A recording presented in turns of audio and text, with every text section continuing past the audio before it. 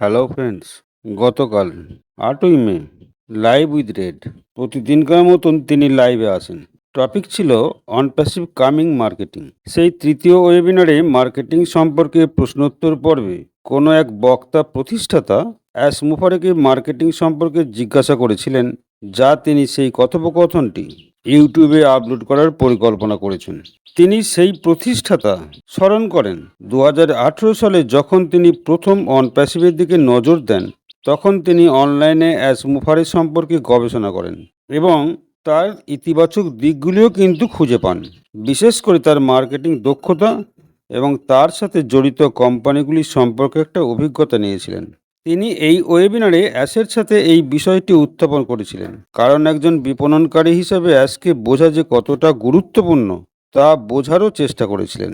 Ash উল্লেখ করেছেন যে অন প্যাসিভের পরবর্তী অধ্যায়টি বিনিয়োগ বা প্রচারণা সম্পর্কে নয়। পরিবর্তে অ্যাশ এমন কিছু ইঙ্গিত দিয়েছেন যা তিনি আগে কখনো শেয়ার করেননি। তিনি শীর্ষস্তরে বিপণনকারীদের মানে টপ লেভেল মার্কেটার্সদের মধ্যে যাদেরকে হেভি হিটার বলে চেনেন, তাদের তিনি এখনও এই পরবর্তী অধ্যায়ে আমন্ত্রণ জানাননি। সেই বক্তা অ্যাশের বর্তমান বিপণন সম্ভাবনার উপর কী হতে পারে সেটি জোর দেন।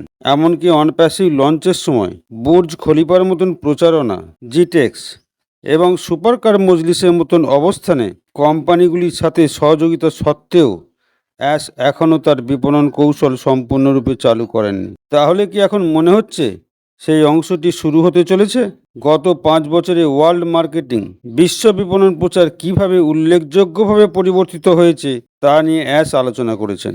টিভি, সংবাদপত্র, ইমেল মার্কেটিং, ফানেল এবং ট্রাফিক কেনার মতো ঐতিহ্যবাহী পদ্ধতিগুলি ক্রমশ বিকশিত হচ্ছে। অ্যাশ সেজন্য এই সময়ে নতুন কিছু ভাবছেন এবং ভবিষ্যতের বিপণন কৌশলগুলিতে কৃত্রিম বুদ্ধিমত্তা বা আর্টিফিশিয়াল ইন্টেলিজেন্স একীভূত করছেন। সেই বক্তা অবশ্য উল্লেখ করেছেন, মার্কেটিং নিয়ে আলোচনা করার সময় অ্যাশকে খুব আরামদায়ক এবং আত্মবিশ্বাসী দেখাচ্ছিল, যা গভীর জ্ঞান এবং অভিজ্ঞতার ইঙ্গিত দেয়। ঠিক যেমন কেউ দশকের পর দশক ধরে একটি শিল্পে কাজ করে এবং সে সম্পর্কে কথা বলতে আত্মবিশ্বাসী বোধ করে, ঠিক তেমনই অ্যাশকে মার্কেটিংয়ের ক্ষেত্রেও একই স্বাচ্ছন্দ্য দেখাচ্ছিল। অ্যাশ বিশ্বাস করেন যে সকল ক্ষেত্রে সকলেরই মার্কেটিং প্রয়োজন। প্রাতিষ্ঠানিক ব্যবসা, ব্যক্তি ব্যবসা, এমনকি সরকারি বিভাগও প্রত্যেকেরই তাদের কাজের উপর চোখ রাখা প্রয়োজন, তা সে পণ্য, পরিষেবা অথবা বার্তা যাই হোক না কেন। এখানেই মার্কেটিং আছে।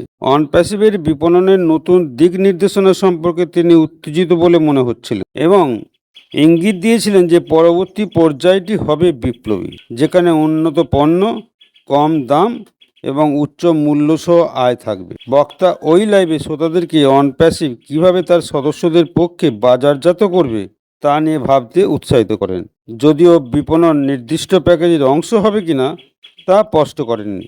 তিনি যুক্তিসঙ্গতভাবে মনে করেন যে পরবর্তী পর্যায়ে বিপণন সহায়তা পাওয়া যাবে। ধন্যবাদ। Sir red fern.